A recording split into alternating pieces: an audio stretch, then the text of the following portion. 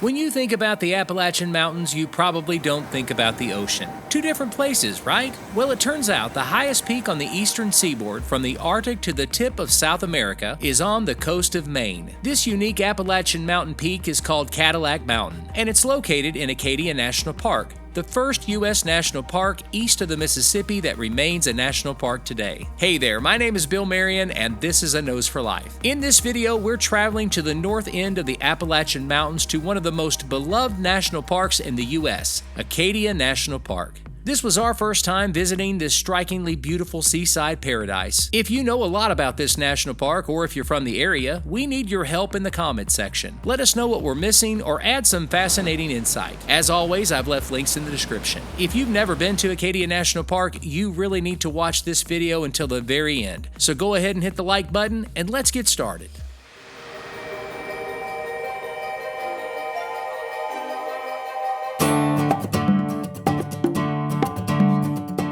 Our visit to Acadia National Park began at Hulls Cove Visitor Center. We bought our pass online, and that's something I recommend for all national parks. Links in the description. Here you can talk to a park ranger and get some additional information, and there's a national park store too. This is an amazing national park visitor center. The rangers are extremely friendly, and stopping by helps get your trip off to a great start. Then it's off to Park Loop Road, the central nervous system of Acadia. Park Loop Road is a 27-mile scenic drive that brings Acadia's lakes, mountains, and shoreline together right in front of your eyes. Just driving on Park Loop Road is worth the visit. The views are spectacular, but this national park is so much more than a scenic drive. Acadia features 45 miles of historic carriage roads, which are ideal for biking, walking, and horseback riding. The paths are well maintained and offer a quiet way to explore the park's forest, lakes, and stone bridges. Acadia has over 150 miles of hiking trails, and even though we were pressed for time, we brought our hiking boots and enjoyed some light hiking. But if you're a serious hiker, then Acadia National Park has some challenging trails just for you. It's really important to get out of your vehicle and do some exploring. There's also kayaking and canoeing, which would be awesome because it offers a different perspective of the park. Acadia also has unique experiences, unique to the park. Unique experiences are the kind of activities that you almost have to know about before you go, or maybe you learn about the experience on one trip and plan for it on the next trip. And I think that's one of the things I like about Acadia National Park the most. It might be a smaller national park, but you're going to find another layer on each visit. Let me give you an example.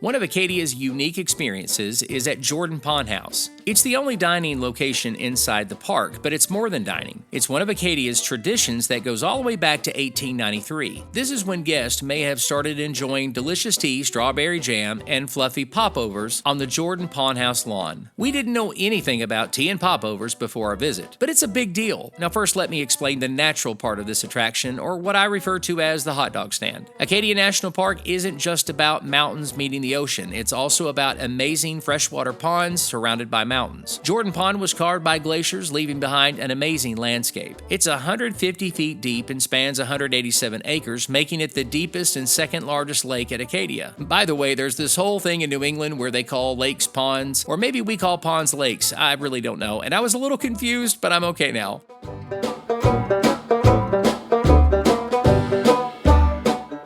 Anyway, the two mountains in the back are called North and South Bubble Mountains. Together, they are called, you guessed it, the Bubbles Mountains, or the Bubbles. The water here is clear and clean. In fact, it's the drinking water for Seal Harbor. So the beautiful natural attraction here is Jordan Pond and the Bubbles. But dining on the lawn is one of those unique experiences that millions of people enjoy again and again. While walking back to Jordan Pond House from the pond, I heard all this commotion, and I looked up and saw hundreds of people dining. So I joined about 30 other people shooting video of folks dining on the lawn. Yes, that was a little awkward, but I wasn't the only person with the camera. It's kind of a thing. The restaurant serves local seafood, salads, and light meals, but the restaurant is known for tea and popovers. In case you're wondering, a popover is an airy light muffin. The Jordan House also has a retail store and really nice restrooms.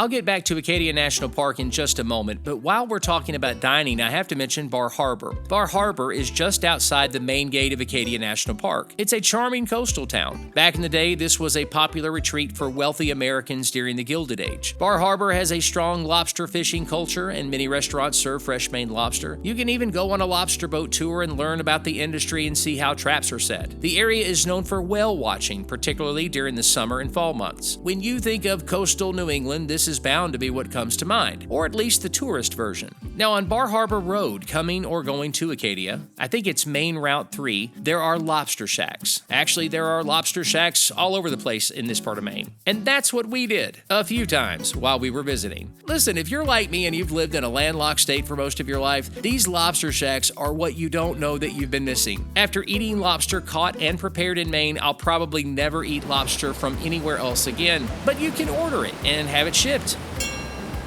There you go. You're welcome.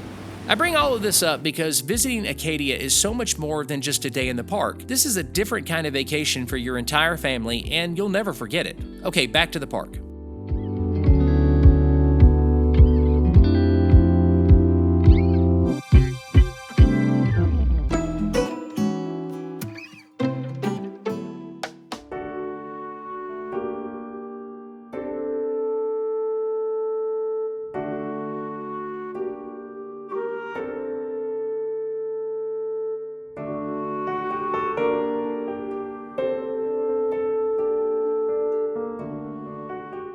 There are 26 mountain peaks in the park. At 1,530 feet, Cadillac Mountain is the highest peak in Acadia. The peak became a tourist destination as early as the late 19th century. The drive to the top of Cadillac Mountain and back down is spectacular. Like I mentioned in the intro, Cadillac Mountain is the highest point on the eastern seaboard of the U.S. From this windy peak, you can see the most amazing views of islands and coastline. This mountain drive requires special reservations. It cost about $6, but it's worth it. Now, this was one of the best parts of our visit. Every year from October 7th to March 6th, Cadillac Mountain is the first place in the United States where one can enjoy a sunrise. There are no additional fees for a sunrise time slot, but there's a big demand, so you'll want to make reservations about 6 months in advance. You can get everything you need at recreation.gov, and again, links in the description.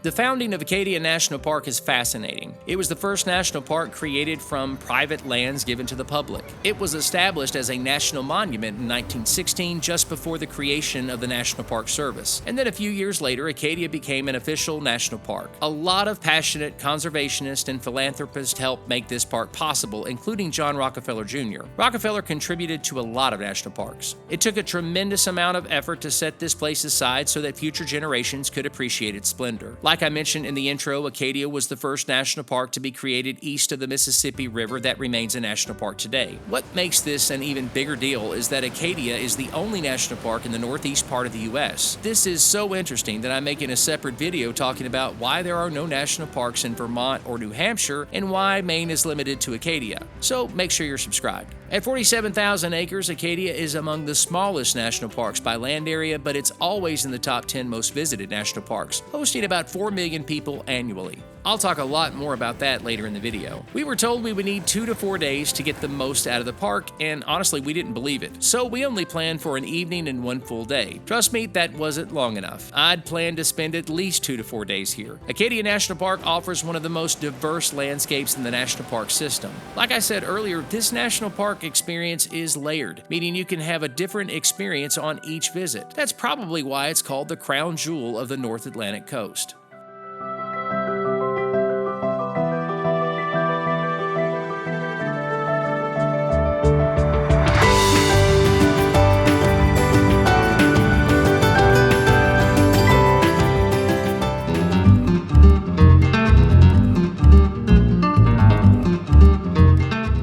While watching this video, you probably noticed that the park seems really busy. Believe it or not, this isn't even when it's crowded. Acadia National Park was as busy as any national park we have visited any time of year. That includes Great Smoky Mountains National Park on the 4th of July weekend or peak season in October. Acadia National Park may be located way up here, but it's extremely popular. And like the Smokies, people that live in the region come back again and again. It's a big deal for a lot of people. It's in the top 10 most visited national parks in the U.S. During our visit, I just assumed it was crowded because of the fall colors. You know, people doing the New England thing like we were doing. But I learned that the busiest time of year at Acadia National Park is in the summer. It has to do with the weather. Weather here at Acadia is at its best during July and August. Temperatures during the summer in this part of Maine are mild compared to most of the country, so it makes a good summer getaway. Average highs are around 76 degrees Fahrenheit, and it might not be as rainy as other times of the year. So it's actually less crowded from September through early October. But I can't imagine peak tourist season. Don't get me wrong, our visit was amazing and we can't wait to go back, but it's important to keep this in mind when you're making plans. Now about the weather.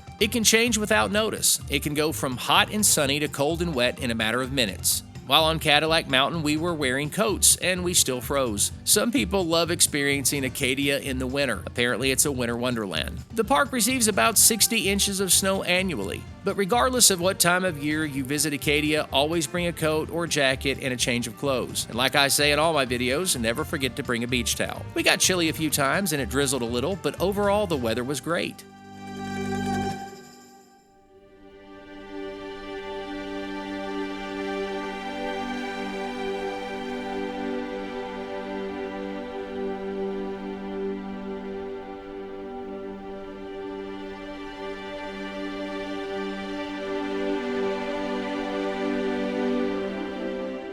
While recording the voiceover for this video, I can't help but to think that I've barely scratched the surface on what all there is to do, see, and experience at Acadia National Park. For a lot of the U.S. population, Maine might seem too far to drive for a vacation, but Acadia National Park is a great place for an active family vacation. It's a great getaway for couples of all ages. You're probably going to spend a little more money, but it might be worth taking some more time to save a few extra months for the experience. We're making a video soon about how we save money on our trips, so be sure to subscribe and click the bell for notifications. The park is amazing, and you know, the locals we met, including the folks working at our hotel, were so incredibly friendly, and we're so thankful, and we can't wait until our next visit. And I want to thank you for watching this video. I hope you subscribe and click the bell for notifications. Here are some other videos I know you'll enjoy. My name is Bill Marion, and this is A Nose for Life.